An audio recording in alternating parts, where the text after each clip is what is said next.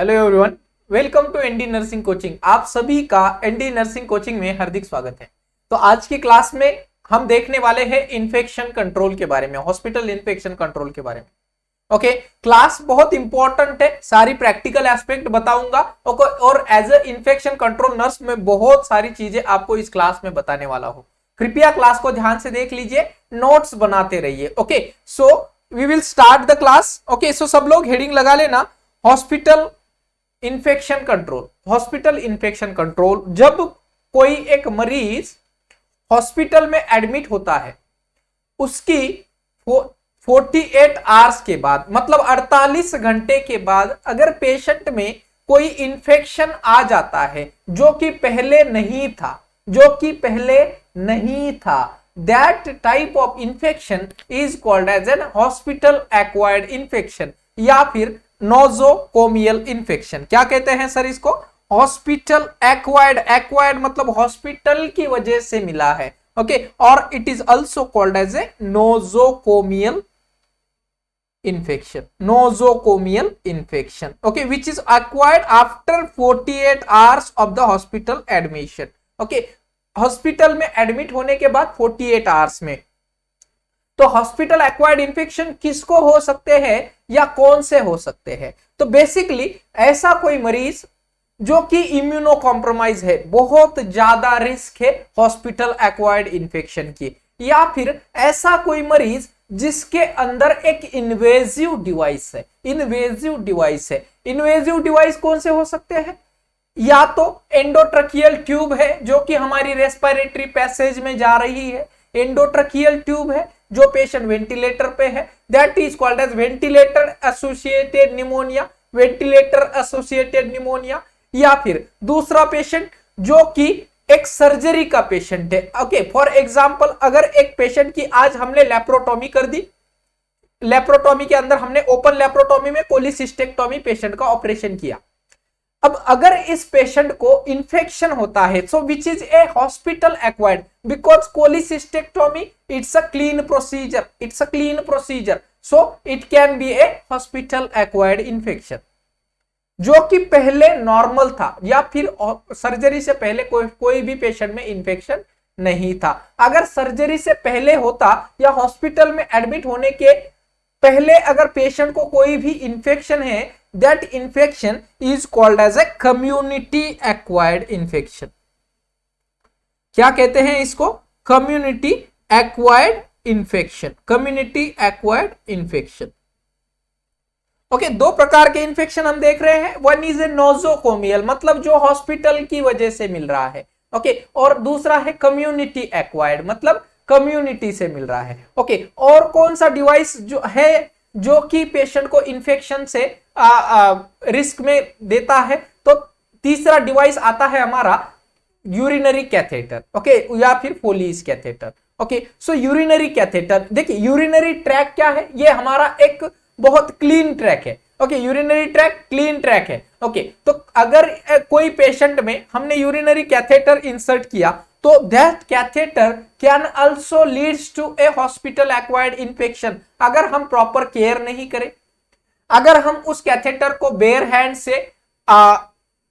Hand से या हम कह सकते हैं इन्फेक्टेड हैंड से हैंडल करें, तो then the patient can get a hospital acquired infection और a urinary catheter associated infection. Okay, next is a we can say CLABSI infection. CLABSI, that is a central line associated blood stream infection. Central line associated, patient को अगर कोई central line डाला है which is directly going into a major vein of our body, अगर हमारी major body की when में ये सेंट्रल लाइन हमने डाला है, अगर हम इस सेंट्रल लाइन को इम्प्रॉपर वे से इन्फेक्टेड हैंड से अगर हम छू लेते हैं या we handle the things with infected hand, then the patient can get the infection। okay, अब यहां पे एक और इंपॉर्टेंट पॉइंट है, almost of about research prove है almost of about 72%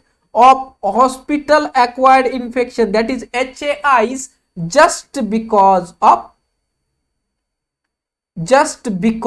of your improper hand hygiene, improper hand hygiene की वजह से 72% हॉस्पिटल एक्वायर्ड इंफेक्शन होते हैं। ओके, तो कितनी सिंपल सी बात है कि आपको हैंड वॉशिंग या हैंड रबिंग की फॉलोइंग करनी है। ओके, उसकी मूवमेंट को फॉलो करना है। ओके, बहुत सिंपल सी चीज है, इससे हम 72% हॉस्पिटल एक्वायर्ड इंफेक्शन को प्रिवेंट कर सकते हैं। ओके, देखिए सर, ये पहले hospital acquired infection, community acquired infection, ये ऐसी चीजें नहीं थी, बट अभी ऐसा क्या हो रहा है कि हॉस्पिटल एक्वायर्ड इंफेक्शन की जरूरत आ गई है। ओके, और जिस हॉस्पिटल में अभी हॉस्पिटल को डाटा भी देना होता है। ओके, अगर एक हॉस्पिटल NABH एक्रेडिटेशन में अप्लाई करता है तो उनको डाटा भी देना होता है। ये एक क्वालिटी इंडिकेटर है हॉस्पिटल का, हॉस्पिटल का एक क्वालिटी इंडिकेटर है। तो फॉर एग्जाम्पल, अब हम मानते हैं कि आप XYZ हॉस्पिटल में आपको एडमिट होना है। ओके, बट ये किस पर डिसाइड करेंगे कि आप मैं इस हॉस्पिटल में ट्रीटमेंट लूंगा या नहीं लूंगा? So I will check the accreditation status of the hospital. मैं चेक करूंगा कि इस हॉस्पिटल के अंदर अगर मुझे कोई सर्जरी परफॉर्म करवानी है, then I will check the surgical site infection का रेट क्या है इस हॉस्पिटल के अंदर। ओके, बिकॉज देखिए, अगर पेशेंट नॉर्मल था हॉस्पिटल एडमिट होने से पहले, बट हॉस्पिटल एक्वायर्ड अगर पेशेंट को कोई इंफेक्शन होता है, then the patient can claim on the hospital. Okay, patient can claim on the hospital also. Okay, so अभी क्या है, हॉस्पिटल अपना डाटा मेंटेन करते हैं, हर चीज का डाटा मेंटेन करते हैं related to hospital acquired infections. Okay, now अब यहां पे बेसिकली दो प्रॉब्लम है हॉस्पिटल एक्वायर्ड इंफेक्शन के लिए कि क्यों यह चीज अभी नाउअडेज बहुत ज्यादा सेंसिटिव हो रही है। बिकॉज देखिए, दोनों को भी प्रॉब्लम होता है।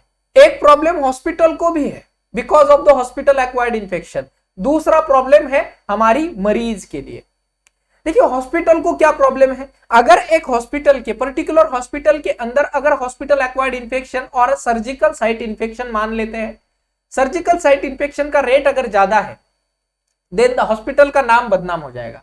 ओके, दूसरी बात, अगर पेशेंट के बारे में सोचे, अगर पेशेंट के बारे में सोचे तो पेशेंट सबसे पहले देख के ही आएगा कि इस हॉस्पिटल में इंफेक्शन रेट कितना है। दूसरी बात, पेशेंट अगर हॉस्पिटल एक्वायर्ड इंफेक्शन को गेन करता है, पेशेंट को अगर हॉस्पिटल एक्वायर्ड इंफेक्शन मिलता है, तो इस कंडीशन में क्या होगा कि पेशेंट का पहले तो इकोनॉमिक बर्डन बढ़ेगा। सबसे इंपॉर्टेंट पॉइंट है कि पैसा ज्यादा खर्चा हो जाएगा। दूसरा पॉइंट है कि पेशेंट का हॉस्पिटल लेंथ ऑफ स्टे बढ़ेगा, लेंथ ऑफ स्टे बढ़ेगा। और तीसरा पॉइंट है कि पेशेंट का जो जॉब था, जॉब लॉस हो सकता है, फैमिली जो कंडीशन है वो डिस्टर्ब हो सकती है। ओके, क्या पता हम वह जो पेशेंट हॉस्पिटल में एडमिट है वही एक इकोनॉमिक सोर्स है उस फैमिली के लिए। सो फैमिली के लिए यह डिस्टर्बेंस हो सकता है। तो दोनों चीजें, दोनों, एक तो हॉस्पिटल पे भी इसका इंपैक्ट आता है और पेशेंट के या फिर मरीज के लिए भी इसका एक बैड इंपैक्ट पड़ता है। Okay, so this is very essential nowadays to perform और to monitor the hospital acquired infection. Hospital acquired infection में बेसिकली चार चीजें यहां पे बताई गई है। One is your central line associated blood stream infection. Okay, central line associated blood stream infection, अगर कोई मेजर वेन में हम लाइन डालते हैं तो उसका इंफेक्शन हो गया। दूसरा, यूर यूरिनरी कैथेटर इंफेक्शन, अगर पेशेंट को यूरिनरी कैथेटर डाल दिया है, उसके बाद अगर पेशेंट को कॉटी होता है, that is catheter associated urinary track infection अगर होता है, मतलब आफ्टर 48 आवर्स उसका यूरिन कल्चर जब हम करेंगे, या फिर पेशेंट को फीवर आ गया तो फीवर आफ्टर 48 आवर्स, अगर patient 48 hours of urinary catheterisation procedure, अगर पेशेंट को फीवर आता है, यूरिनेशन में बर्निंग सेंसेशन होता है। थर्ड थिंग, अगर पेशेंट का यूरिन कलर चेंज हो जाता है तो ऐसी कंडीशन में हम यूरिन का सैंपल लेते हैं from the patient's catheter side. Okay, उस सैंपल को अगर कल्चर में पॉजिटिव आता है culture, then this is called as a catheter associated blood stream infection, CAUTI कहते हैं। तीसरा सर्जिकल साइट, तीसरा है हमारा hospital acquired infection is a surgical site infection because surgery. Okay, यहां पे एक और इंपॉर्टेंट पॉइंट है कि all the surgeries are not included in the surgical site infection. बहुत इंपॉर्टेंट है, ऑल द सर्जरीज नहीं, नहीं। कौन सा सर्जरी? क्लीन और clean contaminated, clean and clean contaminated, clean and clean contaminated surgeries को ही हम हॉस्पिटल एक्वायर्ड इंफेक्शन में काउंट करेंगे। फॉर एग्जांपल, अगर कोई पेशेंट को पायोपेरिटोनियम है, ओके, या परफोरेशन है, ओके, इंटेस्टाइनल परफोरेशन है, तो ऐसे पेशेंट को हम सर्जिकल साइट इंफेक्शन में काउंट नहीं करेंगे, because the patient is already having the infection, that is why the patient comes to hospital और the disease is happened. Okay, तो जो कोई सर्जरी क्लीन है या क्लीन कंटामिनेटेड सर्जरी है, इन्हीं सर्जरी को हम हॉस्पिटल एक्वायर्ड इंफेक्शन में काउंट करते हैं। बहुत इंपॉर्टेंट पॉइंट है। Okay, now what is clean and what is clean contaminated? Clean का सिंपल मतलब है कि ऐसी कोई भी प्रोसीजर है जिसमें हम एक स्टेराइल कैविटी के अंदर, एक स्टेराइल कैविटी के अंदर एंटर कर रहे हैं। फॉर एग्जाम्पल, हम पेशेंट को इंट्यूबेट कर रहे हैं। पेशेंट को इंट्यूबेट करने के दौरान हम क्या करते हैं? एंडोट्रकियल ट्यूब को हमारी एक स्टेराइल कैविटी में इंसर्ट करते हैं, that is your trachea. Okay, हम ट्रकिया में इस एंडोट्रकियल ट्यूब को इंसर्ट करते हैं। ओके, तो that is A ventilated associated pneumonia, क्योंकि ये क्लीन सर्जरी है, क्लीन प्रोसीजर है। ओके, सेम हमारी क्लीन प्रोसीजर यूरिनरी कैथेटराइजेशन भी है, सेम क्लीन प्रोसीजर हमारी सेंट्रल लाइन भी है। ओके, जिसमें पेशेंट को पहले कोई भी इंफेक्शन नहीं था और हमको एक स्टेराइल कैविटी के अंदर इंसर्ट कर रहे हैं पेशेंट की। ओके, जैसे यूरिनरी कैथेटर हो गया, सेंट्रल लाइन हो गया, या फिर हम कह सकते हैं मैकेनिकल वेंटिलेटर और एंडोट्रकियल intubation.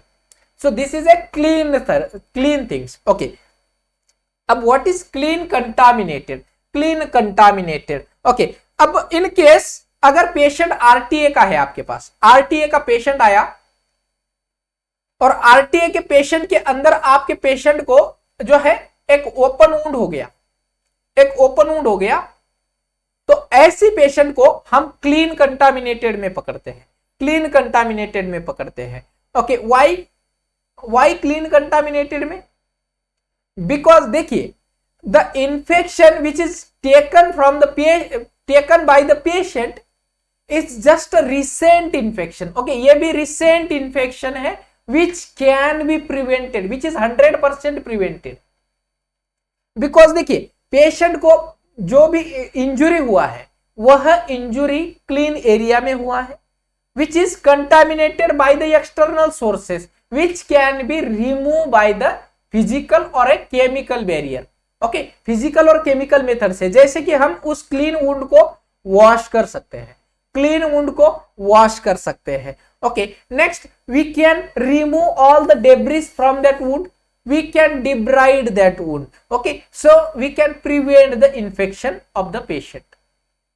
Clear? Clean contaminated wound के अंदर हमारी बेड सोर की वुंड भी क्लीन कंटामिनेटेड वुंड में आती है। ओके, सो बेड सोर, ओके, जिस हॉस्पिटल में हम प्रैक्टिस करते थे उस हॉस्पिटल के अंदर बेड सोर भी हम हॉस्पिटल एक्वायर्ड इंफेक्शन में काउंट करते थे, because which is a totally hospital acquired, totally hospital acquired bed सोर भी हॉस्पिटल एक्वायर्ड है।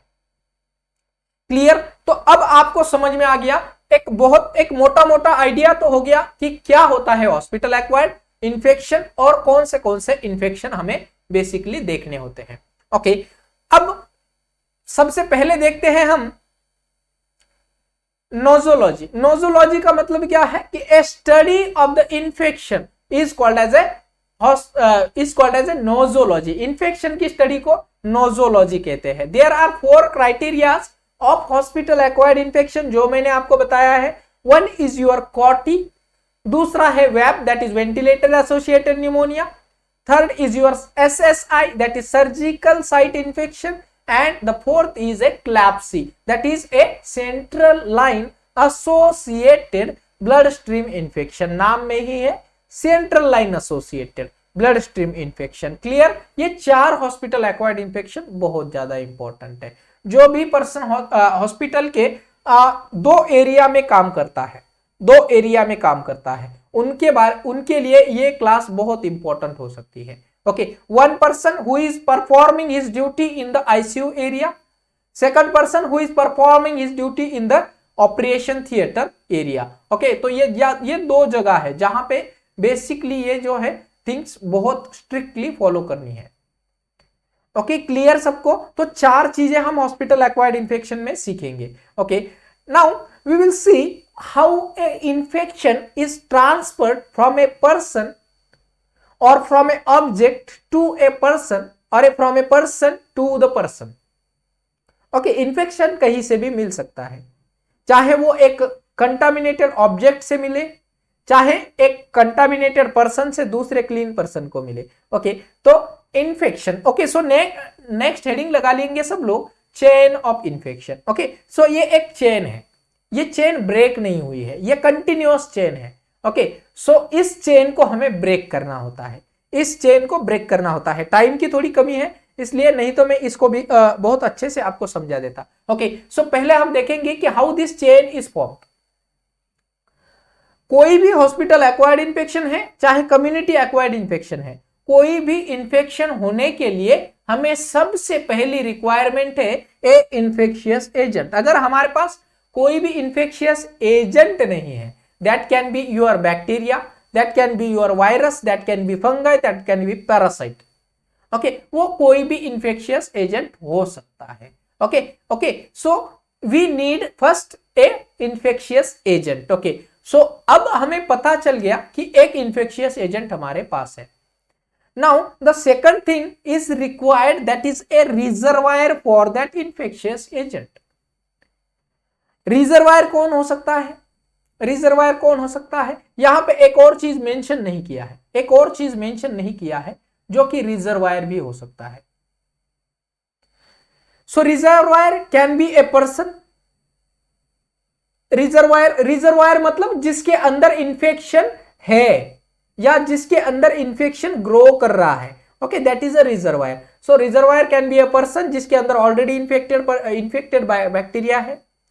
दूसरा, reservoir can be A infected water, reservoir can be A contaminated food, reservoir can be a contaminated hospital surface। This is a non-biological reservoir but contaminated hospital surface। और high touch area can be a reservoir for the infection। high touch area। Okay, कौन से होते हैं hospital के अंदर high touch area? High touch area कौन से होते हैं हॉस्पिटल के अंदर? जो एरिया को हम बार बार छूते हैं, that is your high touch area. जिस एरिया को हम बार बार छूते हैं, जैसे कि हमारा फोन, हॉस्पिटल का फोन है, उसको बार बार छूते हैं। डोर बेल है या डोर नॉब है, बार बार छूते हैं। पेशेंट की साइड रेल है, बार बार छूते हैं। पेशेंट का साइड टेबल है, ओके, बार बार छूते हैं। हम कह सकते हैं आईवी स्टैंड, बार बार छूते हैं। नर्सिंग काउंटर बार बार छूते हैं। Okay, so this all are the hospital high touch areas, जिसको हमें फ्रीक्वेंटली क्लीन करवाना होता है। ओके, विथ ए एंटीसेप्टिक और anti bacterial solution. Now next is a portal of exist. Third thing is a portal of exist. Okay, मान लीजिए अब मेरे अंदर एक इंफेक्शियस एजेंट, मैं एक रिजर्वायर हूं for a particular infectious agent. अब ऐसी कौन सी एरियाज है या ऐसे कौन से रूट्स है जिससे मैं दूसरों को इंफेक्शन दे सकता हूं? सोचिए, फॉर एग्जांपल मेरे अंदर एक कोरोना वायरस का एक वायरस बैठा है। अब ऐसी कौन सी एरिया है जो कि मैं अदर पेशेंट को इंफेक्शन दे सकता हूं? सो बेसिकली कोरोना वायरस के लिए हम रेस्पिरेटरी इंफेक्शन के द्वारा कोविड फैला सकते हैं। It can B also a fomite के द्वारा भी फैला जा सकता है। ओके, नाउ अगर मेरे अंदर कोई बैक्टीरिया प्रेजेंट है, ई कोलाई है, मान लीजिए ई कोलाई है। ओके, अब अगर ई कोलाई दूसरे पेशेंट में जाना है तो ई कोलाई कैसे चला जाएगा दूसरे पेशेंट में? तो अगर हॉस्पिटल में एडमिट होने के बाद अगर सेम टॉयलेट को यूज करते हैं पेशेंट विथ इन्फेक्टेड और ए क्लीन पेशेंट, अगर दोनों भी सेम पेशेंट का टॉयलेट यूज करते हैं ई कोलाई की कंडीशन में, which is a contaminated by the direct contact और a contaminated object, E coli transfer हो सकता है। Okay, so these are the portal of exist. So exist can be, कहां से इन्फेक्शन हो सकता है? तो इन्फेक्शन कंटामिनेटेड ब्लड के द्वारा हो सकता है, अगर हम पेशेंट की कंटामिनेटेड ब्लड से डायरेक्टली कांटेक्ट हो, पेशेंट की सिक्रीशन से except sweat. Okay, basically sweat के द्वारा बहुत कम इन्फेक्शन होते हैं, but okay now it can be excretion, जो भी पेशेंट के यूरिन हो सकता है, फिसेस हो सकता है, वोमिटस हो सकता है। It can be through a break screen, okay, break skin के द्वारा, ओके, स्किन के अंदर अगर ब्रेक है तो इंफेक्शन हो सकता है। So these are the portal of exist. Clear है सभी को? पहले हमें इंफेक्शियस एजेंट चाहिए था, वो मिल गया। Infectious agent bacteria, virus, fungi, parasite कोई भी हो सकता है, वो मिल गया। दूसरा हमें रिजर्वायर चाहिए था, तो reservoir can be a man, can be a place, or we can say environment, it can be a water, it can be a food. Okay, now we seen the portal of exist, कहां से infection बाहर जा सकता है, reservoir के अंदर से कहां से बाहर इंफेक्शन जा सकता है। Fifth is your mode of transmission. So mode of transmission के लिए मैं हमेशा बोलता हूं बच्चों को ABCD हमेशा याद रख लेना, मोड ऑफ ट्रांसमिशन और ए ट्रांसमिशन प्रिकॉशन, ABCD याद रख लेना। Okay, what is A, what is B, what is C and what is D? A for airborne precaution, B for bloodborne pathogen isolation, C for contact precaution and D for your droplet precaution. Okay, कौन सा A, B, C, D? A for airborne precaution, B for your bloodborne pathogen isolation or precaution, C for your contact precaution, D for your droplet precaution। चार ही प्रकार के mode of transmission है hospital acquired infection के लिए। Okay, और चारों को हम विच इज ए हाईली प्रिवेंटेबल, बहुत प्रिवेंटेबल या 100% प्रिवेंटेबल है।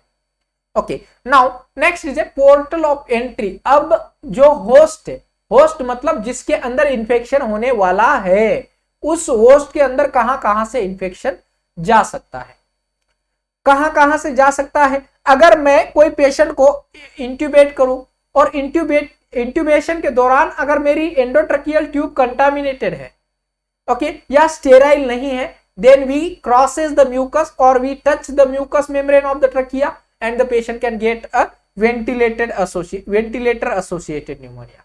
It can be a breakage of the membrane, respiratory system के द्वारा, डाइजेस्टिव सिस्टम के द्वारा और ब्रोकन स्किन के द्वारा पेशेंट की बॉडी में इंफेक्शन एंटर हो सकता है। इसीलिए हमने क्या किया है, ये चार डिवाइस जो है वो बेसिक बहुत कॉमन है हॉस्पिटल एक्वायर्ड इंफेक्शन के लिए। कौन से चार? Urinary catheter, central line, surgical site, fourth one is your ventilator. ये चार डिवाइस, चार थिंग जो है वो पेशेंट के अंदर पोर्टल ऑफ एंट्री का द्वार बनाते हैं। Now who is a susceptible host. अब जिसके अंदर इंफेक्शन जाना है वो इंफेक्शियस पर्सन को हम ससेप्टिबल होस्ट कहते हैं। ओके, अब ससेप्टिबल इनको कैसे पहचानेंगे कि ये पेशेंट हमारा ससेप्टिबल है for the hospital acquired infection, कैसे पहचानेंगे? So the patient who is immuno compromise, that is immunodeficiency patient who is having a diabetes mellitus uncontrolled, okay, not only the diabetes mellitus which is an uncontrolled diabetes mellitus, okay, because controlled hai then the chances will be reduced। okay, a patient with a burn, because why burn, okay, अब यहां पे एक question बनेगा। okay, सबसे पहला barrier कौन सा है हमारी बॉडी के अंदर for the prevention of infection? पहला एंट्री बैरियर हमारी बॉडी के अंदर कौन सा है for the prevention of infection? कृपया कमेंट बॉक्स में कमेंट करना है। ओके, कौन सा है पहला बैरियर? ओके, बर्न पेशेंट में भी इंफेक्शन होंगे, सर्जरी की पेशेंट में। ओके, सर्जरी की पेशेंट में क्यों? Because we are breaking the skin continuation. हम क्या कर रहे हैं? स्किन की कंटिन्यूएशन को ब्रेक कर रहे हैं और एक स्टेराइल कैविटी को ओपन एनवायरमेंट में एक्सपोज कर रहे हैं। Okay, so surgery can be susceptible. Patient with surgery can be susceptible with the hospital acquired infection. And a old age person, a person can be lesser than the age or the more age. Okay, patient can be a lesser age or a more age वाला person. Okay, so दोनों में दोनों भी person hospital acquired infection के लिए important है, sorry important नहीं है, दे आर वेरी हाईली और very susceptible person. Okay, so this is a chain of infection. अगर मुझे इस चेन को ब्रेक करना है तो ये एक इंफेक्शियस एजेंट हॉस्पिटल में प्रेजेंट है, नो इशू, प्रेजेंट तो हर हॉस्पिटल में है, because infection is everywhere, infection is everywhere if we prevent a reservoir to acquire that infection. अगर मैं पीपल को ठीक कर दूं, ओके, अगर मैं सारे पर्सन को प्रॉपरली हॉस्पिटल एक्वायर्ड इन्फेक्शन को प्रिवेंशन के लिए सारी स्ट्रेटेजी बता दूं, अगर मेरा वाटर जो है वो क्लीन है, अगर मेरा फूड क्लीन है, ओके, और मेरी जो हाई टच सरफेस एरिया है हॉस्पिटल के, अगर ये क्लीन है, तो द हॉस्पिटल एक्वायर्ड, हॉस्पिटल में कितने भी बैक्टीरिया हो, इससे पेशेंट को इन्फेक्शन मिलने वाला है, नहीं मिलने वाला। ओके, तो हमने यहां से ये चेन ब्रेक कर दी। We can break the chain from here also, okay, no issue, कि हॉस्पिटल में बैक्टीरिया भी प्रेजेंट है, बैक्टीरिया वाटर में भी प्रेजेंट है, अगर इस वाटर को कोई सेवन ही नहीं करेगा तो इन्फेक्शन बढ़ेगा आगे, अगर उस फूड को कोई खाएगा ही नहीं इन्फेक्शन आगे बढ़ेगा, अगर एक पेशेंट के अगर एक स्टाफ के अंदर चिकन पॉक्स पॉजिटिव आ गया, अगर उस स्टाफ को हम थोड़े दिन के लिए रेस्ट प्रोवाइड करें, छुट्टी प्रोवाइड करें, हॉस्पिटल एक्वायर्ड इन्फेक्शन फैलेगा, नहीं फैलेगा। Okay, so these are the breaking of the chain. Okay, now portal of exist. Okay, now यहां पे भी मैं चेन ब्रेक कर सकता हूं, कैसे? अगर मैं पेशेंट को, अगर कोई पेशेंट के अंदर एक पर्सन विथ इन्फेक्टेड ब्लड है, ओके, फॉर एग्जांपल एक पेशेंट विथ HIV इन्फेक्शन है, so HIV can be transfer to the one person to the another person with the help of your blood और serum और body fluid. Okay, अब इसमें क्या होगा,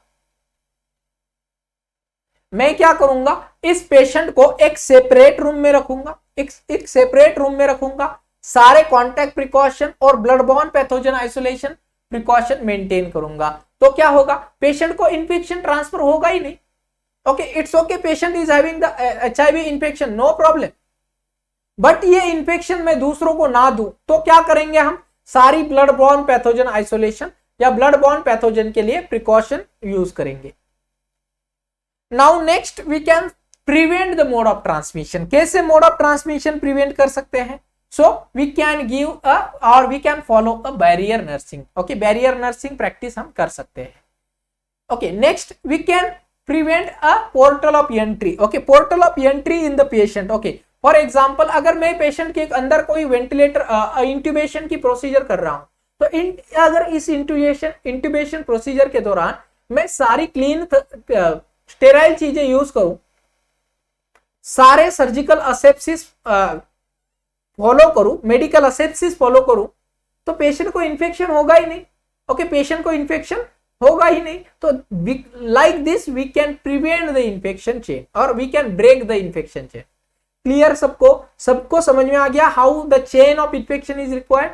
okay, and how this chain is happen. Okay, there are basically 6 चीजें हैं। एक तो इन्फेक्शियस एजेंट है, दूसरा रिजर्वायर, इन्फेक्शियस एजेंट के लिए रिजर्वायर चाहिए था, पोर्टल ऑफ एग्जिट है, mode of transmission of infection, एक जगह से दूसरा कैसे जाता है, उस इन्फेक्शन को पोर्टल ऑफ एंट्री, जिस पेशेंट में इन्फेक्शन हो रहा है उसकी बॉडी में कैसे जाएगा, कौन सी रूट से जाएगा, और उस कौन सा पर्सन जो है हॉस्पिटल एक्वायर्ड इन्फेक्शन के लिए ससेप्टेबल है। तो ये 6 चीजें इंपॉर्टेंट है for the chain of infection. Clear? सबको क्लियर है? Okay, now these are very, or we can say a high touch area of a ICU. Okay, ये एक ICU बेड है जिसमें आपको हाई टच एरिया आइडेंटिफाई कर दिए गए हैं। ओके, तो सब लोग इस इमेज को कृपया ध्यान से देख लीजिए कौन से हाई टच एरिया है। Okay, so this is your fluid infusion pump, this is your medication और syringe pump. Okay, this is a cable. A cable can be a infectious agent. Patient की जो मैट्रेसेस है, these are the infectious agent. ये जो ventilator का circuit है वो infectious agent है। वेंटिलेटर की स्किन, ओके, ये बहुत ज्यादा है। ओके, क्योंकि देखिए जब भी थोड़ा सा चेंज है हम वेंटिलेटर को हाथ लगाते हैं, उसके बाद जो है हैंड रब हैंड वॉश नहीं करते हैं। Okay, so this is a susceptible area. जो ये कैथेटर पूरे यहां पे रखे हैं, so this is also a infectious और high touch surface area. Then the oxygen cylinder का जो सॉरी प्रेशर गॉज का एरिया या knob, this is also a susceptible area और हाई रिस्क एरिया। ओके, या फिर काउंटर टॉप जहां पे हम मेडिकेशन या सिरिंज भरकर रखते हैं, these are also a high touch area. Clear है सभी को? यहाँ पे एक और लास्ट में दिया है, ये जो डोर नॉब है, ये door knob also a high touch area. So these are a high touch area in a particular patient area। Okay, patient area के अंदर ये सारे हाई टच एरिया है।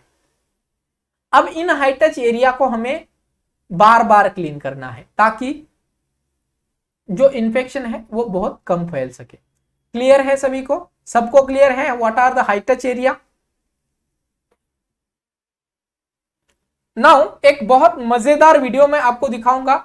ओके, एक कॉमन डे होता है हमारे हॉस्पिटल के अंदर, जिससे हम हॉस्पिटल में कैसे इन्फेक्शन फैलता है वो देखेंगे। ओके, तो सब लोग रेडी है?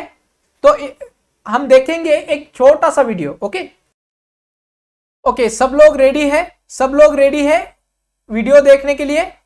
Okay, so we are playing the video. तो सब लोग रेडी है ना? देखिए वीडियो में बहुत अच्छे ध्यान से देखना वीडियो को। वीडियो में आपको बहुत अच्छी चीजें बताई हैं। ओके, और जो ये वीडियो ने जिन्होंने ये वीडियो शूट किया है वो हॉस्पिटल एक्वायर्ड इन्फेक्शन के लिए बहुत सीरियस है। Okay, so please don't mind, ये वीडियो हम ओनली एजुकेशनल पर्पस के लिए देख रहे हैं। ओके, सो नाउ सी कैसे एक बिजी डे है हमारा। एक नर्स राउंड लेकर आ रहे हैं, कोई पेशेंट को शिफ्ट करने जा रहा है, सर्जन अभी आ गए हैं राउंड लेने के लिए। ओके, नाउ ये देखिए, ये जो एक पेशेंट का फाइल है वो भी देखते हैं। पेशेंट का फाइल देख के आ गए। No hand washing, no hand rubbing. Okay, patient को यहां पे अभी इंफेक्शन है। देखिए यहां पे पेशेंट की टच साइड टेबल में टच कर दिया, सेम हाथों से पेशेंट का जो है ड्रेसिंग निकाल रहे हैं। ओके, ये दूसरे उनके असिस्टेंट आ गए, सेम इन्होंने भी इसी हाथों से ड्रेसिंग निकाला। और फोन आ गया, फोन बज गया, चलो फोन को भी हाथ लगा लिया। ओके, यहां से पेशेंट की ड्रेसिंग के लिए, तो ड्रेसिंग भी इंफेक्टेड हो गया। अभी सेम हाथों से फोन को रख दिया पॉकेट के अंदर, फोन आ गया, फोन को भी छू लिया। ओके, फोन इंफेक्शन हो गया, फोन को भी इंफेक्टेड कर दिया। Now also no hand rubbing, no hand washing.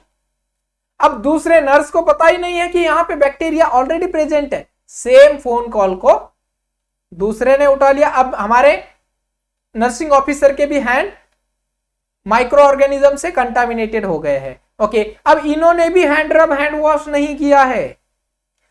Same अब ये दूसरे पेशेंट के रूम में एंटर कर रहे हैं, डोर नॉब को छुआ है, हाई टच सरफेस एरिया है। आईवी फ्लूइड खत्म हो गया या चल नहीं रहा है? ओके, चेक कर लेते हैं। ट्यूबिंग इन्फेक्टेड हो गई है, आईवी बॉटल इन्फेक्टेड हो गई है, सेंट्रल लाइन है पेशेंट को, सेंट्रल लाइन है, no hand rubbing, no hand washing. Okay, so this infection is now transferring to a major blood vessel of our body. Okay, तो सेंट्रल एरिया में। Okay, so the infection is transferring everywhere. Okay, सब जगह पे अभी only a small thing can be change. Okay, तो क्या करना है हमें? हैंड वॉश करना है, so that we can prevent almost of about 72% of hospital acquired infections. Okay, so this is not a proper technique. Okay, so proper technique क्या होती है वो भी हम देखेंगे। ओके, तो क्या करना है? हाथों को हमेशा हैंड रब करना है। अगर हाथ विजिबली सॉइल्ड है then we have to perform the hand washing only. Okay, हमारा स्टेथोस्कोप को फ्रीक्वेंटली क्लीन करना है विथ स्पिरिट। ओके, क्लियर है सभी को? क्लियर है? बहुत शॉर्ट वीडियो, बहुत अच्छा वीडियो था। अगर सबको समझ में आ गया हाउ ए हॉस्पिटल के अंदर एक इंफेक्शन ट्रांसफर होता है। ओके, समझ में आ गया कैसे एक हॉस्पिटल में इंफेक्शन ट्रांसफर हो रहा था। ओके, तो समझ में आ गया सभी को। Okay, now how to hand rub और how to hand wash. Okay, तो हैंड रब और हैंड वॉशिंग की टेक्निक सीखने से पहले हैंड रब और हैंड वॉशिंग के लिए कुछ प्री रिक्विजिट्स है, कुछ प्री रिक्विजिट्स है या कुछ हैंड रब हैंड वॉश करने से पहले कुछ चीजें हमें सोचनी पड़ती है। क्या सोचना पड़ता है सर? कुछ भी तो नहीं सोचना, हमारे पास हैंड वॉश होता है, हैंड रब होता है, उसको ले लो हैंड वॉश कर दो। नहीं, हैंड वॉश या हैंड रब करने से पहले हमें कुछ चीजों के बारे में सोचना होगा। पहली चीज कि आपके जो नेल बड्स है या नेल है वो शॉर्ट होने चाहिए। शॉर्ट कितने शॉर्ट? शॉर्ट मतलब कितने शॉर्ट सर? शॉर्ट मतलब इतने शॉर्ट कि आपका जो ये आगे वाला पॉइंट है वहां उससे आगे नेल्स नहीं होने चाहिए। ये जो एकदम टिप है आपका नेल का, इसका ये जो नेल टिप तक ही आपके नेल्स होने चाहिए। ओके, इसके आगे नहीं होने चाहिए। So then we will call it as a short nails. दूसरी चीज, कोई भी ज्वेलरी या कोई भी रिंग है, वॉच है, कुछ भी चीज हाथ के अंदर नहीं होनी चाहिए। Okay, so for the hand washing, क्योंकि अगर हैंड वॉश करेंगे तो उसके नीचे का एरिया कंटामिनेटेड रह जाएगा। ओके, नाउ और क्या चीज हो सकती है? नेल पॉलिश नहीं होनी चाहिए, मेहंदी नहीं होनी चाहिए, because this is a removable substance, क्योंकि मेहंदी 4-5 दिन के बाद निकल जाती है। हम इसको गौर नहीं करते बट निकल जाती है। नेल पॉलिश निकल जाती है। नेल पॉलिश के अंदर bacteria can grow. Okay, bacteria can grow under the nail polish. Now next, और क्या होना चाहिए? और क्या होना चाहिए? तो हमारे पास जो इक्विपमेंट या जो भी नेसेसरी आइटम्स है वो रेडीली अवेलेबल होनी चाहिए। रेडीली अवेलेबल होनी चाहिए। जहां पे आप हैंड वॉशिंग करोगे, हैंड रबिंग करोगे, या तो आप स्टेप फॉलो करो या तो टाइम फॉलो करो। ओके, सो बेसिकली हम स्टेप ही फॉलो करना है। ओके, टाइमिंग को ज्यादा फॉलो नहीं करते हैं बट स्टेप्स को आपको हमेशा फॉलो करना है।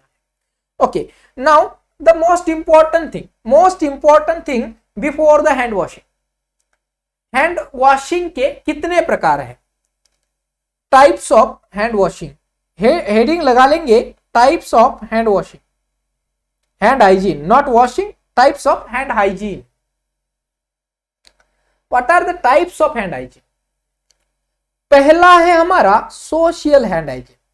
सोशल हैंड हाइजीन जिसमें हम यूजुअली, फॉर एग्जांपल, अगर खाना खाने से पहले, खाना खाने के बाद जो हैंड वॉश करते हैं that is A social hand wash. Okay, social hand wash जिसमें हम एक सोप एंड वाटर को लेते हैं और हम with the help of water हम हमारे हैंड को क्लीन कर लेते हैं। दूसरा प्रकार है हमारा मेडिकल हैंड रब। मेडिकल हैंड रब, हैंड रब बोल रहा हूं। ओके, ऐसा ही होता है हमारा सर्जिकल हैंड रब। सर्जिकल हैंड रब भी होता है, सर्जिकल हैंड रब भी होता है। ओके, कैसे? Surgical hand scrubbing. Okay, surgical hand scrubbing में जिसमें आपको एक तो सोप एंड वाटर भी आता है। ओके, सोप प्लस वाटर भी आता है, और अभी जो नए प्रोडक्ट है जिसमें आपको एक जो आपका क्लोरहेक्सिडिन ग्लूकोनेट है। ओके, जो क्लोरहेक्सिडिन ग्लूकोनेट है वो 2.4% अगर हम यूज करते हैं chlorhexidine gluconate as a surgical hand rub के लिए। Okay, surgical hand rub. Fourth is your surgical hand scrub. Surgical hand scrub जिसमें हम क्या यूज करते हैं sir? Soap and water. Soap कौन सा? मेडिकेटेड सोप यूज करते हैं। ओके, मेडिकेटेड सोप, चाहे वो पावरडीन आयोडीन हो सकता है, it can be your chlorhexidine gluconate. Okay, 2.4% use करना है। ओके, नाउ और कौन सा हैंड वॉशिंग है? ओके, सो हमने मेडिकल हैंड रब देख लिया, सोशल हैंड हाइजीन देख लिया, नाउ यहां पे सर्जिकल हैंड स्क्रब देख लिया, now medical hand wash. Medical hand wash okay, ये 5 प्रकार है। अब पांचों प्रकार में क्या डिफरेंट है, क्या अलग अलग है? बेसिकली डिफरेंट ज्यादा नहीं है, स्टेप्स ऑलमोस्ट सबकी सेम है, बस टाइम ड्यूरेशन जो है वो अलग है और आपका सॉल्यूशन कितना लेना है वो अलग है। ओके, ये दोनों चीजें अलग है। नाउ सबसे पहले देखते हैं सोशल हैंड वॉश। ओके, तो सोशल हैंड वॉश कब करते हैं? जब हम खाना खाने से पहले, खाना खाने के बाद, टॉयलेट से आने के बाद हम सोशल हैंड वॉश करते हैं। ओके, नेक्स्ट मेडिकल हैंड रब बोल रहा हूं मैं, हैंड रब बोल रहा हूं मैं। ओके, तो 20 टू 30 सेकंड यही टाइम का डिफरेंस है। ओके, स्टेप क्या है ये मैं बता दूंगा, 20 टू 30 सेकंड इसका टाइम ड्यूरेशन है। ओके, और मेडिकल हैंड वॉश की अगर बात करें, हैंड वॉश की अगर बात करें तो 40 टू 60 सेकंड। देखिए, अगर क्लियर पूछा जाए तो 60 सेकंड करेक्ट आंसर होता है, लेकिन रेंज अगर पूछी जाए तो 40 टू 60 सेकंड। सेम आपके हैंड रबिंग के अंदर भी अगर एक पर्टिकुलर पूछा जाए तो 30 second is a proper answer, अगर रेंज में दिया है तो 20 टू 30 सेकंड करेक्ट आंसर है। क्लियर है? ओके, नाउ सर्जिकल हैंड रब। ओके, सर्जिकल हैंड रब और surgical hand scrub time duration same है, टाइम ड्यूरेशन सेम है। कितना? 3 टू 5 मिनट, 3 टू 5 मिनट है सर्जिकल हैंड रब और सर्जिकल हैंड स्क्रब के लिए। क्लियर सभी को? क्लियर है? ओके, सर्जिकल हैंड स्क्रब कैसे करना है इसका प्रैक्टिकल वीडियो मैंने बनाया है, उस वीडियो को मैं आपके साथ शेयर कर दूंगा क्लास के बाद। Okay, so surgical hand scrub. Okay, now अब हमने देखा कि टाइम ड्यूरेशन सबका अलग अलग है। मेडिकल हैंड रब का 20 टू 30 सेकंड है, मेडिकल हैंड वॉश का 40 टू 60 सेकंड है। सर्जिकल हैंड स्क्रब और surgical hand rub can be a 3 to 5 minute. Okay, 3 to 5 minute में हमें करना है। अब इसके अंदर हमें एक और चीज देखनी होती है, एक और चीज देखनी होती है कि अमाउंट ऑफ सॉल्यूशन। ओके, तो जब भी मैं हैंड वॉशिंग का टॉपिक लेता हूं तो हमेशा बच्चों को बोलता हूं कि FAD याद रख लेना, FAD याद रख लेना फॉर द हैंड वॉशिंग और hand rubbing. What is FAD? F for friction. अगर हम फ्रिक्शन नहीं करते हैं, ओके, फॉर एग्जांपल हमने सोप एंड वाटर ले लिया, या फॉर एग्जांपल हमने हैंड रब ले लिया और ऐसे जस्ट ऐसे ऐसे कर रहे हैं, नहीं, there should be friction, friction होना चाहिए, तभी तो वो हैंड रब ड्राई होगा। ओके, तभी तो ड्राई होगा। अगर वेट रहेगा तो वहां पे बैक्टीरिया पर कोई भी असर नहीं पड़ता है। Okay, so F is for the friction, A is for the amount. Amount is very essential, बहुत जरूरी है। अमाउंट कितना होना चाहिए? अमाउंट किसका? इस सॉल्यूशन का अमाउंट। अब यहां पे भी अलग अलग अमाउंट में है। अगर हम मेडिकल हैंड रब कर रहे हैं या मेडिकल हैंड वॉश कर रहे हैं तो इसमें हमारा अमाउंट होता है, ये जो यहां पे पंप दिखाया है, ये जो यहां पे पंप दिखाया है, इसके हम लेंगे 2 पंप या फिर 3 ml, 2 पंप या फिर 3 ml, ये दोनों हमारे करेक्ट आंसर हो सकते हैं। 2 पंप या 3 ml ये दोनों करेक्ट आंसर है। कितना अगर लेना है तो अमाउंट हमारी 2 पंप या 3 ml for the medical hand रब एंड सर्जिकल हैंड वॉश के लिए, या फिर आप इसके लिए आपके ये जो पाम में जितना बैठता है उतना ले सकते हो अगर आपका हाथ बड़ा है तो। Now surgical hand wash and surgical hand scrub के लिए कितना लेना है? तो अगर सर्जिकल हैंड वॉश और सर्जिकल हैंड स्क्रब की बात करें तो हमें 10 ml लेना है, 10 ml लेना है, या फिर आपकी ये जो एरिया बन रहा है ऐसा करने के बाद तो इस एरिया तक आप ले सकते हो, इस एरिया को भर के ले सकते हो। क्लियर? तो अमाउंट आपका क्लियर हो गया। नाउ द ड्यूरेशन मैंने आपको बताया, D for duration, D for duration. So duration कितना होना चाहिए सर? ड्यूरेशन कितना होना चाहिए? तो अलग अलग है ड्यूरेशन सबके लिए। तो FAD सबको याद रहेगा, FAD सबको याद रहेगा। ओके, तो हमने बताया, देखा types of hand washing, hand hygiene, then what are the duration for the hand hygiene, what is the amount and what is the friction. Okay, so friction भी हमने देख लिया।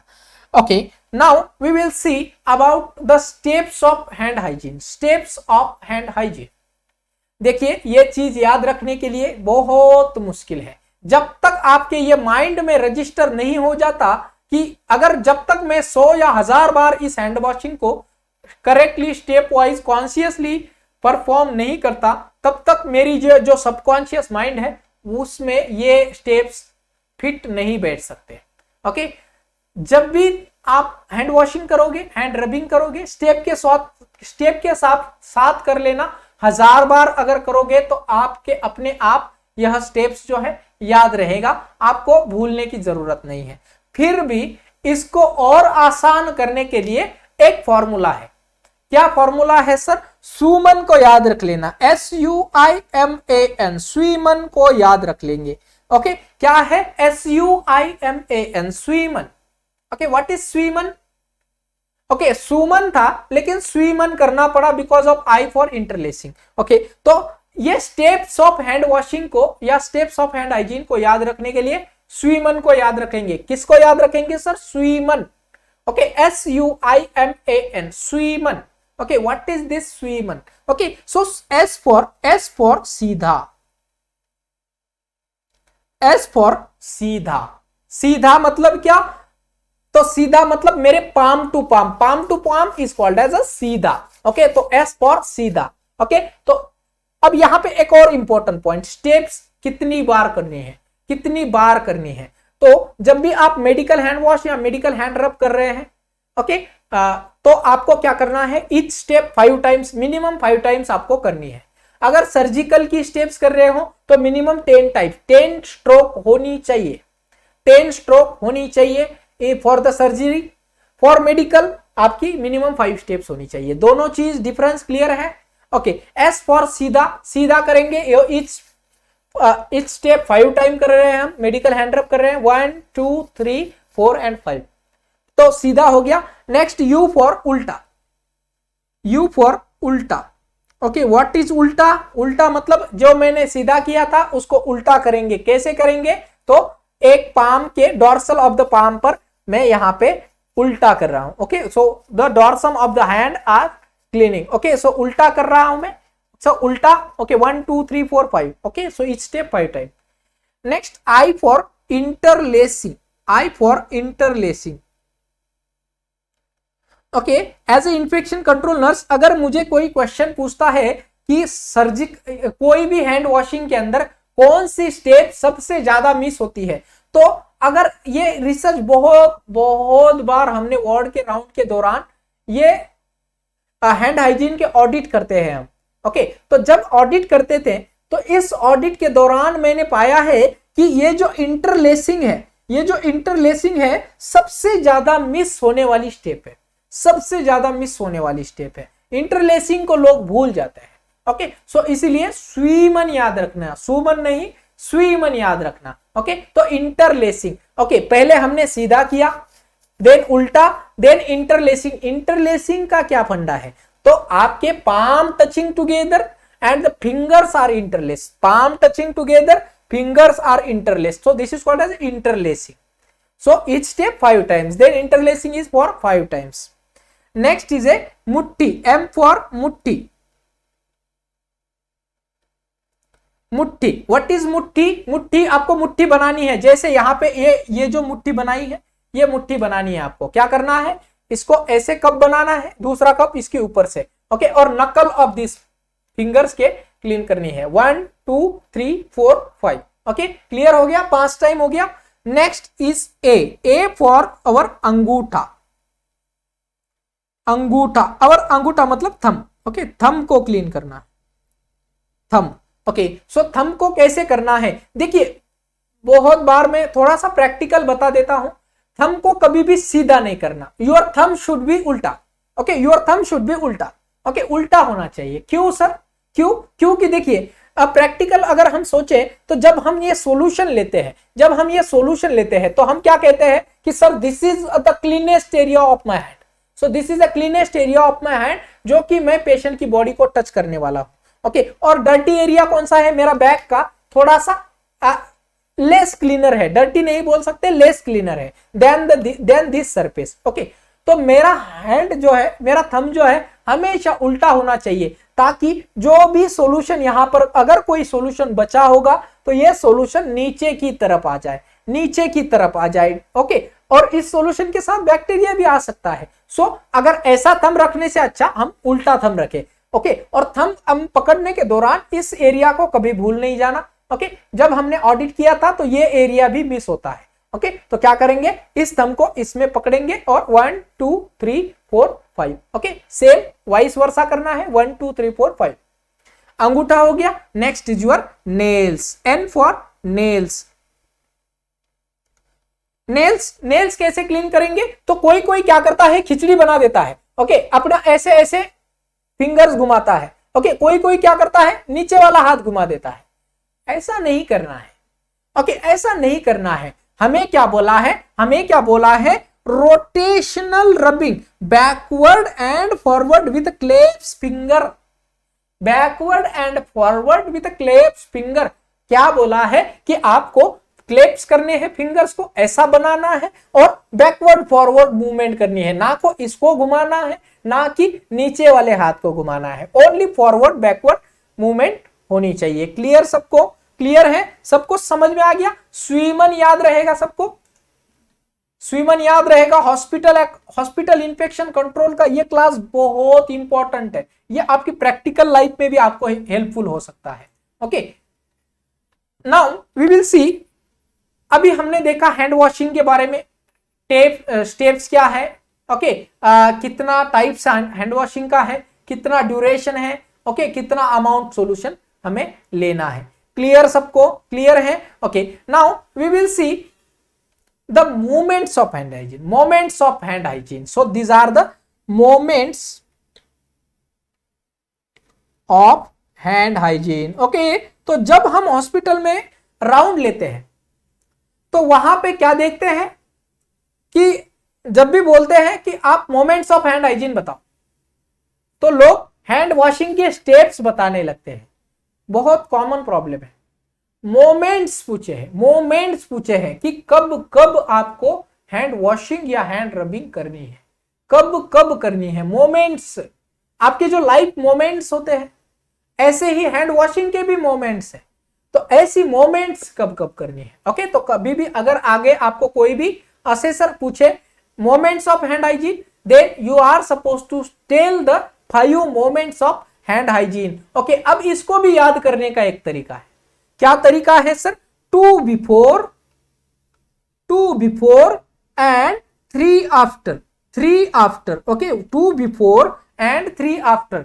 2 बिफोर कौन से, 2 बिफोर कौन से, सो 1 is your before touching the patient. Okay, before touching the patient. Okay, before touching patient, patient को touch करने से पहले। दूसरा बिफोर है बिफोर एनी क्लीन और असेप्टिक प्रोसीजर, क्लीन और असेप्टिक प्रोसीजर। ओके, सो 2 हो गए बिफोर। कब 2 बिफोर, कब, एक touching of the patient, before touching the patient, before any clean और असेप्टिक टेक्निक और ए प्रोसीजर। ओके, अब समझना है यहां पे थोड़ा सा कंफ्यूजन होता है। सर अब क्लीन और असेप्टिक प्रोसीजर कौन सी है। प्रोसीजर कोई भी हो सकती है, हम बोल रहे हैं प्रोसीजर कोई भी हो सकती है। Procedure can be you're just regulating the fluid. Okay, just regulating the fluid, fluid नहीं जा रहा है, थोड़ा सा फ्लो बढ़ा दिया, फ्लो बढ़ाना भी एक क्लीन प्रोसीजर है। ओके, फ्लो बढ़ाना भी एक क्लीन प्रोसीजर है। After that you, before that you have to wash, you have to rub your hand. Okay, so procedure can be anything, procedure can be anything. Okay, just taking a pulse is it's a procedure. Okay, it's a procedure. Okay, so 2 before हो गए, 3 after. 3 after कौन से हैं, सो जैसे हमने बोला था before touching patient, ऐसे तीसरा क्या आएगा हमारा, आफ्टर टचिंग पेशेंट। ओके, तो तीसरा क्या आएगा, after touching patient, after touching patient. Okay, चौथा आएगा आफ्टर कांटेक्ट विथ ब्लड और बॉडी फ्लूइड, ब्लड और बॉडी फ्लूइड। ओके, इसका मतलब क्या कि अगर आप डायरेक्ट कांटेक्ट में आ गए पेशेंट की ब्लड और बॉडी फ्लूइड में, हैंड वॉश करना है। नेक्स्ट, फिफ्थ आफ्टर कौन सा होगा? फिफ्थ आफ्टर कौन सा होगा? So after contact with environment survey, environment surfaces, after touching patient surroundings, after touching patient surroundings, patient की सराउंडिंग्स को टच करने के बाद, जैसे आपने साइड रेल ऊपर कर दिया, पेशेंट का सराउंडिंग था, हैंड रब करना है। आपने पेशेंट की जो बेड साइड टेबल था वहां से मेडिकेशन पे एक टैबलेट निकालकर पेशेंट को दे दी, एक पेशेंट का एनवायरमेंट था। Okay, so you have to perform a hand hygiene. Clear? सबको क्लियर है? सभी को, सबको क्लियर है हैंड वॉशिंग, हैंड रबिंग के बारे में? ओके, सो अभी हमने 5 मूवमेंट देखे, 2 बिफोर, 3 आफ्टर। 2 बिफोर कौन से? Before touching patient, before any clean और aseptic procedure. 3 after, after touching patient, after any clean और after the contact with blood और body fluid, and 5th one is after touching the patient surrounding. ये 5 हमारे moments of hand hygiene है। Clear? सबको clear है? किसी को कुछ डाउट हैंड हाइजीन के अंदर? Okay, so now next we will see the needle stick injury.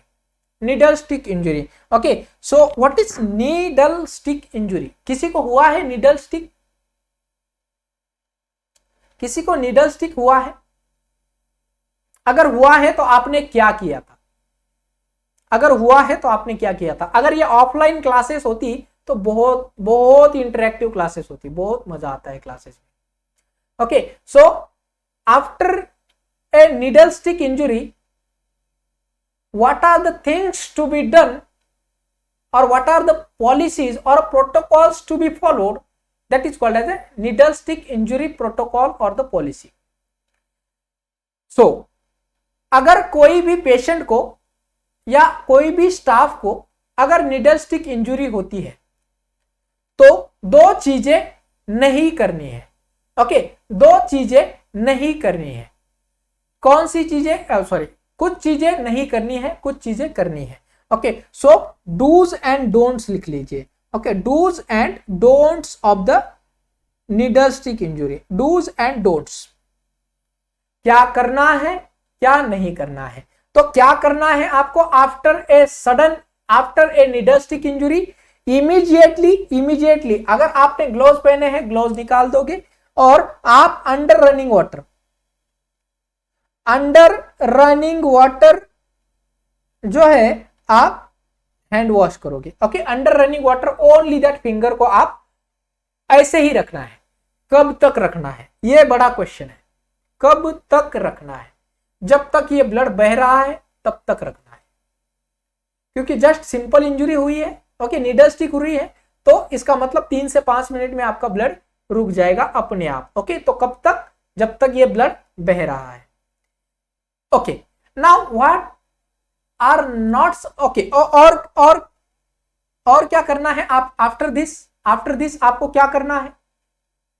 आपने हैंड रब कर लिया। Okay, now you will inform to the senior,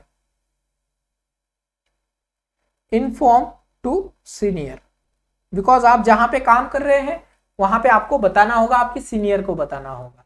okay, अब इससे आगे बढ़ने से पहले हमें अभी इस सिचुएशन में क्या नहीं करना है। ओके, सो क्या क्या नहीं करना है? Don't panic, don't squeeze and don't सक। पैनिक नहीं होना है, स्क्वीज नहीं करना, फिंगर को कभी भी स्क्वीज नहीं करना। क्यों? बिकॉज सर जब हम स्क्वीज करते हैं तो कैपिलरीज ब्लॉक हो जाती है। कैपिलरीज जब हम ये स्क्वीज को रिलीज कर देते हैं तो अचानक से उस एरिया का जो ब्लड था वो अंदर खींचा चला जाता है। ओके, सो जो वायरस हो सकता है, ये virus can be transfer to the patient. तो स्क्वीज नहीं करना, सक नहीं करना, पैनिक नहीं होना। ओके, और एक इंपॉर्टेंट डोंट एक और है कि कोई भी एंटीसेप्टिक को यूज नहीं करना, कोई भी एंटीसेप्टिक अप्लाई नहीं करना है, कोई भी एंटीसेप्टिक। ओके, प्रैक्टिस में देखा जाता है कि जैसे नीडल स्टिक इंजरी हो गया, कोई स्पिरिट मार देता है, कोई बिटाडीन से वॉश कर लेता है, कोई पेरोक्साइड डाल देता है। ओके, नहीं करना, no need to do anything. Okay, just put your finger under running water until the blood is coming. Now dose के अंदर आते हैं। तो आपने पहले नीडल स्टिक इंजरी हो गया, आपने अंडर रनिंग वाटर को आपने क्या किया, हैंड को रख दिया था, उसके बाद आपने सीनियर को इन्फॉर्म किया।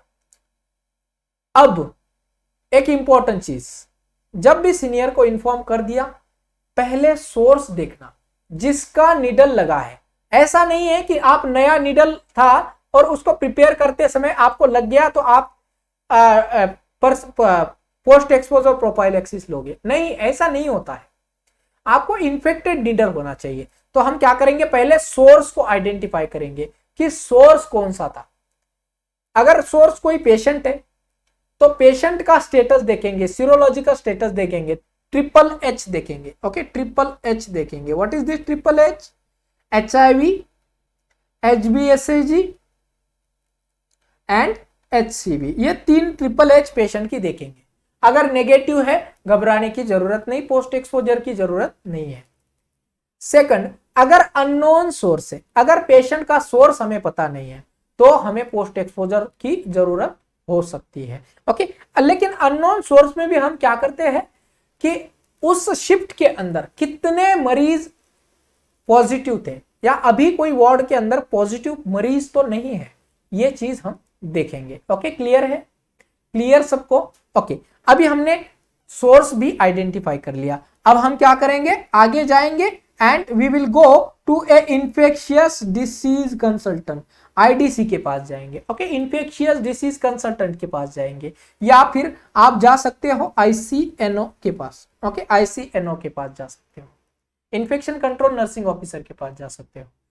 अब ये क्या करेंगे, आपसे एक फॉर्म भरवा लेंगे। ओके, एक फॉर्म भरवा लेंगे जिसमें आपकी सारी इवेंट की डिटेल होगी। ओके, आपकी सारी इवेंट्स की डिटेल होगी।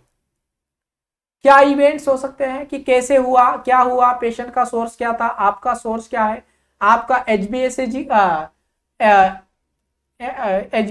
का वैक्सीनेशन हो गया है, नहीं हो गया है। ओके, सो ये सारी चीजें उस फॉर्म में भरी जाएगी। Okay, then according to the status you will give the post exposure prophylaxis, post exposure prophylaxis आपको देंगे। क्लियर सबको? तो ये है आपकी सिंपल प्रोसीजर, ये सारी चीजें याद रखने की जरूरत नहीं है। Okay, this is a protocol. Post exposure prophylaxis में अगर आपको यहां पे बोलते हैं तो आपका ट्रिपल एच करना जरूरी है, आपका ट्रिपल एच करना जरूरी है। अगर पेशेंट का नहीं हुआ है तो पेशेंट का भी ट्रिपल एच करवाना जरूरी है। ओके, दोनों का भी ट्रिपल एच करवाना अगर नहीं हुआ है। Okay, clear? Now how to prevent this needle stick injuries, कैसे प्रिवेंट कर सकते हैं? So the best and foremost prevention for the needle stick injury is do not recap, कभी भी रिकैपिंग नहीं करनी है। So this is the first and foremost important thing to prevent the needle stick injury. बहुत chances है कि रिकैपिंग के दौरान, इसका भी रिसर्च किया है, रिकैपिंग के दौरान नीडल स्टिक होती है। Do not uncover the needle or unwrap or recap the needle. Use a single needle. Okay, single needle को यूज करना है, सिंगल डिस्पोजेबल नीडल को यूज करना है।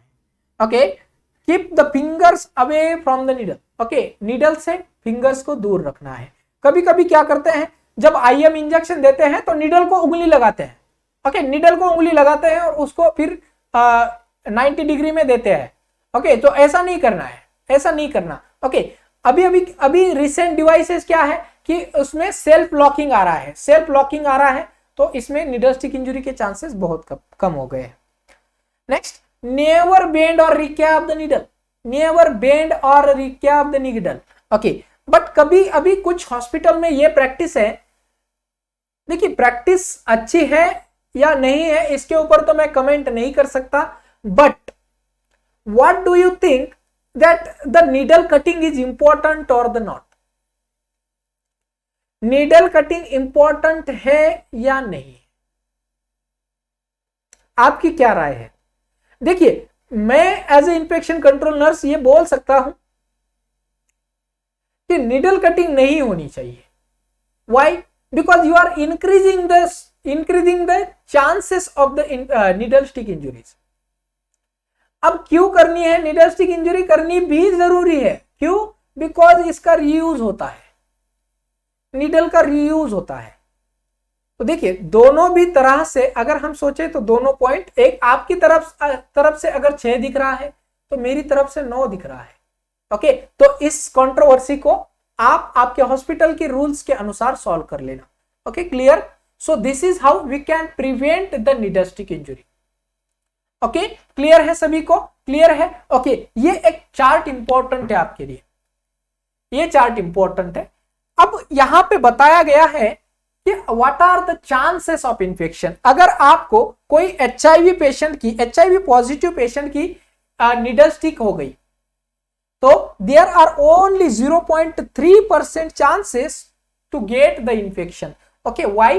Because this HIV virus is highly dependent on a living substance.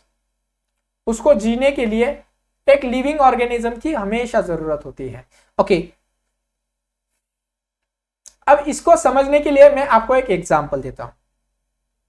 अगर मैं एक second को मैं 100 टुकड़ों में बांट दूं, अगर एक सेकंड का मैं 100 भाग कर दूं, 1 सेकंड को मैं अगर 100 भागों में डिवाइड कर दूं, 100 भागों में डिवाइड अगर कर दूं तो जितना यहां पे आंसर आएगा उतना चांसेस है, उतना टाइम तक ये जो एचआईवी वायरस है एक ह्यूमन बॉडी के बाहर जिंदा रह सकता है।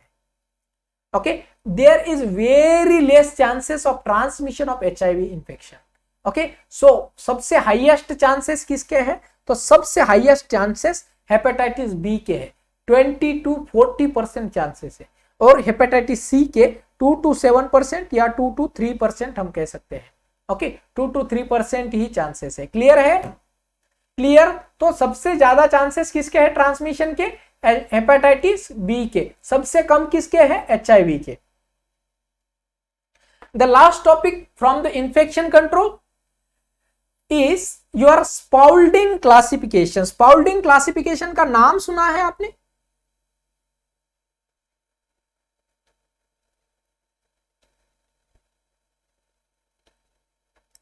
स्पाउल्डिंग classification, what is this Spaulding classification? जो भी हम हॉस्पिटल के अंदर इक्विपमेंट को यूज करते हैं उन इक्विपमेंट्स को 3 भागों में डिवाइड किया है इन स्पाउल्डिंग ने। कौन सी 3 भाग है? 1 इज योर हाई और क्रिटिकल आइटम, दूसरा है इंटरमीडिएट और सेमी क्रिटिकल आइटम, एंड तीसरा है आपका लो और ए नॉन क्रिटिकल आइटम। इन 3 भागों में हमने इस जो भी हॉस्पिटल में हम डिवाइस, मल्टी यूज डिवाइस है उसको यूज करते हैं, that are classified into 3 types: critical, semi critical और a non critical. Critical, semi critical and a non critical. Okay, now what are the critical items? Critical items, ऐसा कोई भी items which involve with a break in the skin or the mucous membrane or entering in a sterile cavity। बहुत important है, ऐसा कोई भी instrument जो हमारी स्टेराइल कैविटी में जा रहा है, म्यूकस मेम्ब्रेन को टच हो रहा है या हमारी स्किन को ब्रेक कर रहा है, that instrument, that equipment is called as critical equipment. कौन सा इक्विपमेंट हो सकता है क्रिटिकल? सो क्रिटिकल इक्विपमेंट में आता है आपके सर्जिकल इंस्ट्रूमेंट, आपके इम्प्लांट, आपकी prosthesis, any urinary catheters, it can be a cardiac needle, cardiac catheters, dressing, syringe, sutures, delivery set, dental instruments, bronchoscope and cystoscope.